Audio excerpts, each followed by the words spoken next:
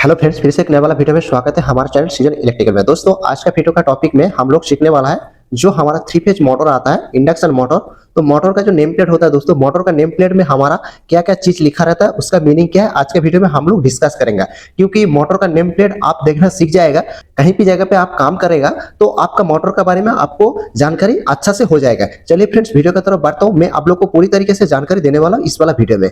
जैसा कि सबसे पहले जो हमारा मोटर का नेम प्लेट होता है दोस्तों, मोटर का नेम प्लेट में भी मैं आप लोग को बता सकता था, लेकिन कोई कोई मोटर में क्या एक साथ में सब कुछ चीज रहता नहीं है, तो मैं सब कुछ जो हमारा डिटेल्स लिखा रहता है उसको मैं पेपर में इस तरीके से लिख लिया। मैं एक एक करके आप लोग को समझाऊंगा। सबसे पहले दोस्तों, मोटर जो होता है, मोटर का नेम प्लेट में इस तरीके से हमारा लिखा रहता है 3 phase AC squirrel cage induction motor.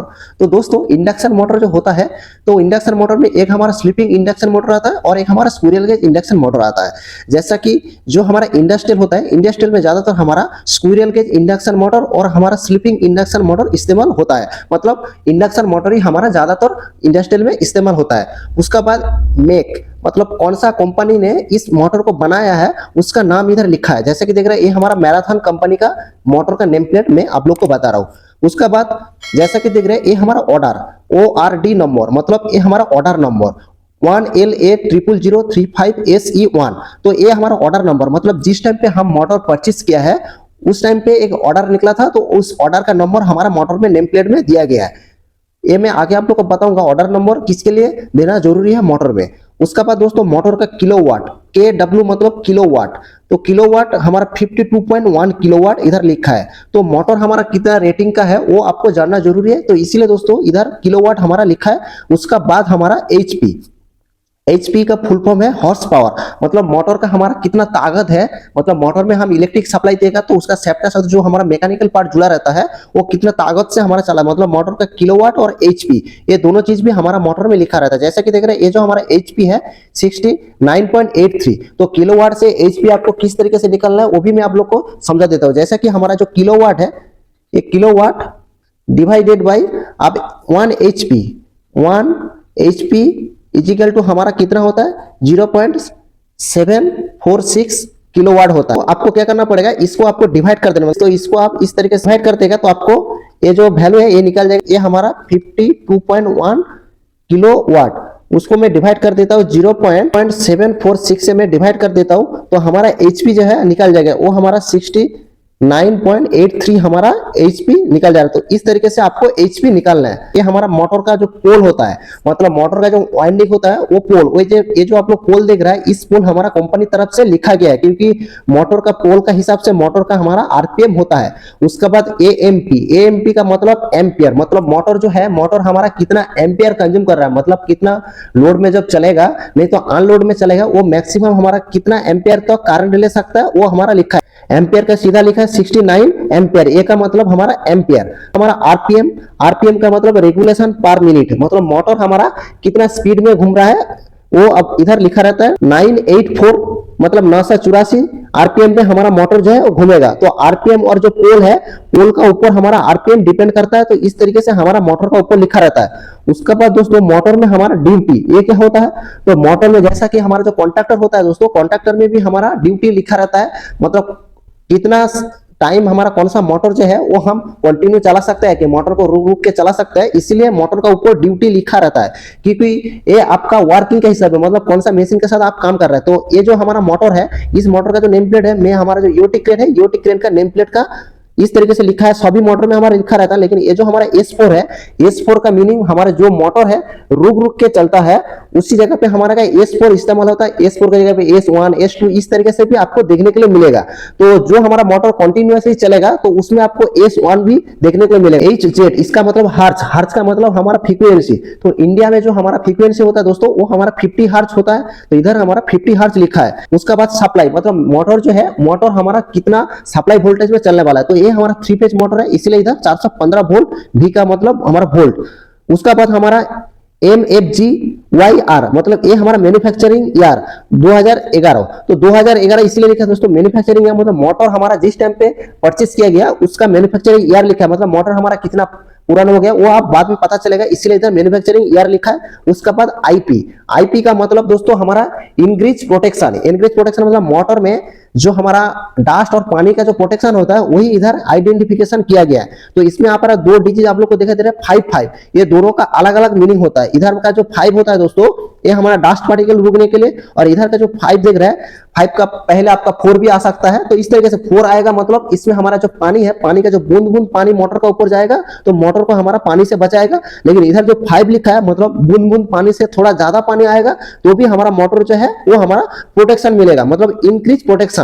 उसका बाद दोस्तों ये हमारा पीएफ का मतलब हमारा पावर फैक्टर। तो दोस्तों आप लोग को पता ही है जो हमारा इलेक्ट्रिकल में जो हमारा पावर फैक्टर होता है, तो पावर फैक्टर वेरी इंपॉर्टेंट चीज होता है। तो लिखा है 0.85 हमारा पावर फैक्टर है, 0.8 होता है, 0.9 होता है, ज्यादातर हमारा 1 तक ही हो सकता है। SLNO मतलब ये हमारा सीरियल नंबर। तो सीरियल नंबर दोस्तों 56870 सीरियल नंबर का सीधा मतलब कहीं कहीं जगह पे आप लोग देखा है तो एक ही मॉडल नंबर का दोस्तों हमारा बहुत सारा मोटर इस्तेमाल होता है।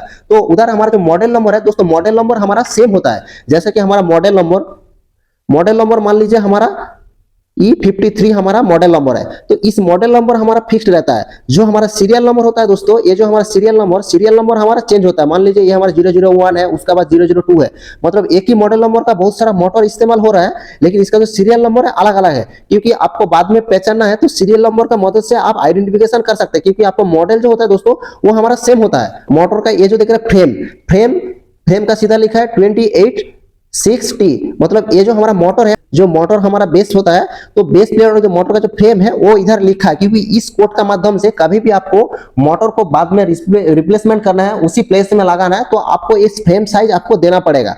उसका बाद दोस्तों ये जो ऑर्डर नंबर है और जो हमारा सीरियल नंबर है ये कहां पे काम पे आएगा। जैसा कि मोटर का कोई पार्ट हमारा खराब हो गया तो उसको आपको नया मंगाना है, तो उसमें क्या होगा, आप मॉडल नंबर दे देगा तो क्या होगा, आपको ये पार्ट्स मिलेगा नहीं कि मॉडल नंबर के हिसाब से उसमें क्या अलग अलग हमारा साइज आता है। तो आप ऑर्डर नंबर और सीरियल नंबर देगा तो क्या होगा, आपको आसानी से पार्ट्स मिल जाएगा जिस कंपनी से इसको मैन्युफैक्चरिंग किया है। उसका बाद दोस्तों वेट मतलब 720 केजी हमारा मोटर का वेट है, वो भी लिखा रहता है। उसका बाद कनेक्शन वाइंडिंग CONNWD मतलब ये हमारा कनेक्शन वाइंडिंग है डेल्टा में, ये डेल्टा का सिंबल है, जैसे कि देख रहे हैं ये हमारा डेल्टा का सिंबल है। DEBRG का मतलब हमारा बियरिंग है, और DE मतलब हमारा ड्राइव एंड साइड हमारा बियरिंग का साइज दिया गया है 6310। ये जो होता है दोस्तों मोटर में आप लोग देखा होगा, मोटर का दोनों साइड में हमारा 2 बियरिंग लगा रहता है। एक हमारा ड्राइव एंड साइड बियरिंग उसको बोलता है, एक साइड में उसका एक नंबर दिया गया। नॉन ड्राइव एंड साइड वाला हमारा बियरिंग है, उसका नंबर है। तो बियरिंग दोस्तों नंबर इसीलिए दिया गया है क्योंकि वो हमारा क्या अंदर में रहता है, बाहर से आपको बियरिंग दिखाई नहीं देता है।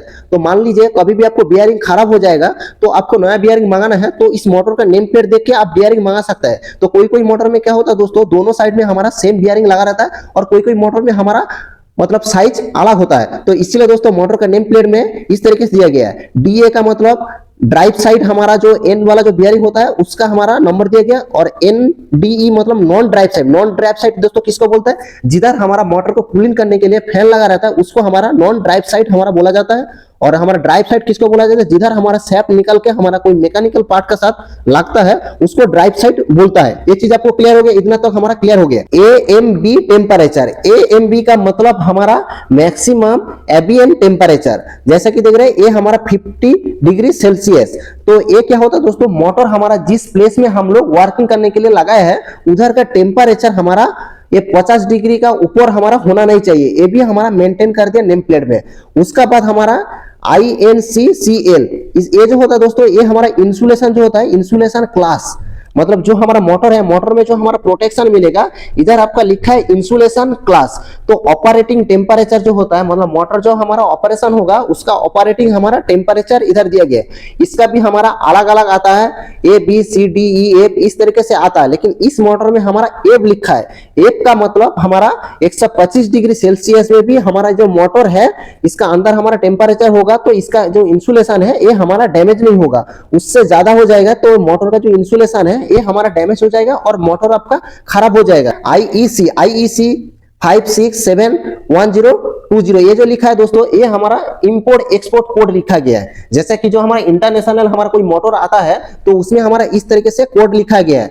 EAB परसेंटेज, इसका मतलब हमारा एफिशिएंसी जैसे कि देख रहे हैं 86। एफिशिएंसी मतलब मोटर में हम इलेक्ट्रिक सप्लाई दे रहा हूं, लेकिन मोटर में हमारा क्या होता है जब हम उसको कहीं पे यूज कर रहे हो तो हमारा क्या मैकेनिकल पार्ट उस पर जुड़ा रहता है। तो इसमें हमारा एफिशिएंसी मतलब मोटर में हम इलेक्ट्रिक सप्लाई देने के बाद वो मैकेनिकल में जब कन्वर्ट होकर चल रहा है तो हम उसको कितना लोड में चला सकता है वो इधर लिखा है 86% हम उसको काम पे ले सकता है, वो इधर लिखा है। उसका बाद हमारा ग्रीज और उसके साथ लुब्रिकेशन आवर्स। ग्रीज का मतलब मोटर में जो हमारा ग्रीज इस्तेमाल हो रहा है, मोटर में जैसा कि हमारा जो बियरिंग है, बियरिंग में जो हमारा ग्रीज इस्तेमाल हुआ है वो ग्रीज का हमारा कौन सा कैटेगरी का ग्रीज यूज हुआ है, EP3। EP3 करके एक ग्रीज आता है, वो हमारा क्या होता है मोटर में इस्तेमाल हो रहा है, वो इधर लिखा है। उसके बाद लुब्रिकेशन आवर्स जैसे कि देख रहे हैं 5800, मतलब इतना आवर्स हमारा मोटर चल जाएगा तो आपको मतलब लुब्रिकेशन जरूर करना पड़ेगा। उसका बाद ग्रीज का कंटिन्यूटी, मतलब ग्रीज हमारा कितना मात्रा में बियरिंग का अंदर देना है वो भी इधर लिखा है। जैसे कि देख रहे हैं DE का मतलब जो हमारा ड्राइव एंड साइड वाला जो हमारा बियरिंग होता है उसमें हमारा 64 ग्राम हमारा ग्रीज जाएगा। उसके बाद नॉन ड्राइव एंड साइड वाला जो हमारा बियरिंग है उसमें भी हमारा 64 ग्राम हमारा ग्रीज लगेगा, वो भी आपका नेम प्लेट में लिखा रहता है। इस तरीके से लिखा रहेगा तो आपको समझ जाना पड़ेगा।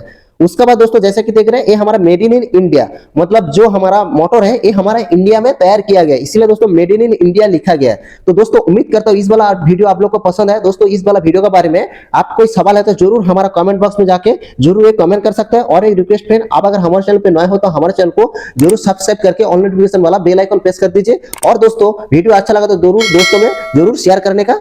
चलिए फ्रेंड्स आज के लिए इतना तक है, अगले एक नया वाला वीडियो के साथ मिलता हूँ। धन्यवाद दोस्तों, जय हिंद।